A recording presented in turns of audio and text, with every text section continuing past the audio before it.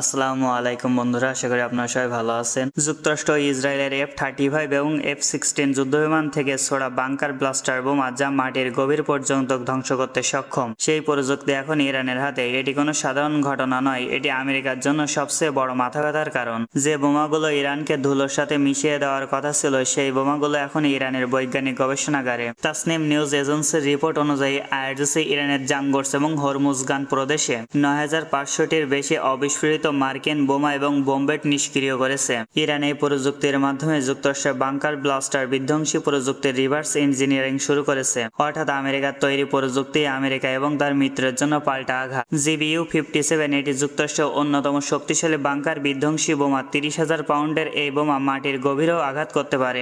LB-65, LB-84, LB-85, LB-86 rocket ও ক্ষেপণাস্ত্র যা F-35 এবং F-16 যুদ্ধবিমান থেকে ছোড়া হয়েছিল। চিন্তা করুন, আমেরিকার গর্ব সবচেয়ে দামি ও আধুনিক অস্ত্রগুলো বিস্ফোরিত না হয়ে পড়ে আছে। আইআরজিসি বলছে তাদের আকাশ প্রতিরক্ষা ব্যবস্থার কারণে অনেকগুলো ক্ষেপণাস্ত্র লক্ষ্যভ্রষ্ট হয়ে পড়ে আছে বা বিস্ফোরিত হয়নি। এই অস্ত্রগুলো এখন আইআরজিসির গবেষণাগারে। রিভার্স ইঞ্জিনিয়ারিং এর মাধ্যমে যুক্তরাষ্ট্রের প্রযুক্তিতে ইরানের সিলমোহর। রিভার্স ইঞ্জিনিয়ারিং হলো একটি অস্ত্রের ভিতরের প্রযুক্তির রহস্য খুঁজে বের করা। যুক্তরাষ্ট্রে এই বোমাগুলো কিন্তু একদিনের পরিশ্রমের ফল নয়, বিলিয়ন বিলিয়ন ডলার এবং বছরের পর বছর গবেষণার ফলে এই বাংকার ব্লাস্টার বোমা। কিন্তু ইরান এই প্রযুক্তি হাতে পাওয়ায় তারা জানতে পারবে বোমার ইলেকট্রনিক্স কি, গাইডেড সিস্টেম, জিপিএস কিভাবে কাজ করে, কোন মেটাল দিয়ে বাংকার ব্লাস্টার তৈরি করা হয়। এশিয়াই নিউজ নিশ্চিত করেছে ইরান এই প্রযুক্তির মাধ্যমে নতুন অস্ত্র তৈরির ঘোষণা দিয়েছে। এটি ইরানের জন্য যুদ্ধে জেতার মতো একটি সুযোগ। বিশ্লেষকরা বলছে এই প্রযুক্তির বড় অংশ রাশিয়া এবং চীনের কাছে পাঠানো হতে পারে।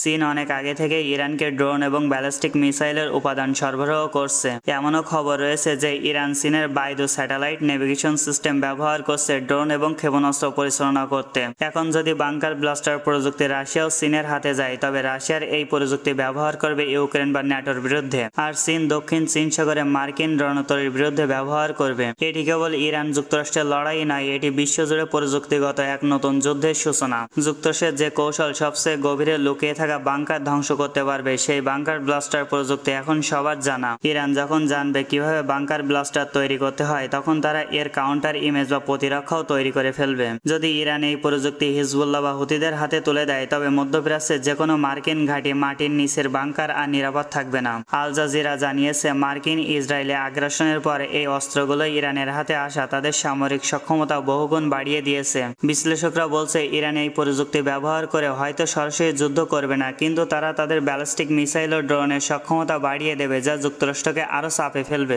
যুক্তরাষ্ট্র হয়তো নতুন নিষেধাজ্ঞা আরোপ করবে, কিন্তু প্রযুক্তি যখন হাতের মুঠোয় চলে আসে তখন নিষেধাজ্ঞা দিয়ে আর আটকে রাখা কঠিন। ইরানের হাতে মার্কিন প্রযুক্তির এই বাংকার ব্লাস্টার বিশ্ব রাজনীতির সমীকরণ পুরোপুরি বদলে দিয়েছে। ইরান কি সত্যই এই প্রযুক্তি ব্যবহার করে যুক্তরাষ্ট্রকে টেক্কা দিতে পারবে? এই বিষয়গুলো নিয়ে আপনাদের কি মতামত জানিয়ে দেবেন আপনাদের গুরুত্বপূর্ণ মতামত। আজকের মতন বিদায়, দেখাবে নতুন কোনো ভিডিওতে। আবার আল্লাহ হাফেজ।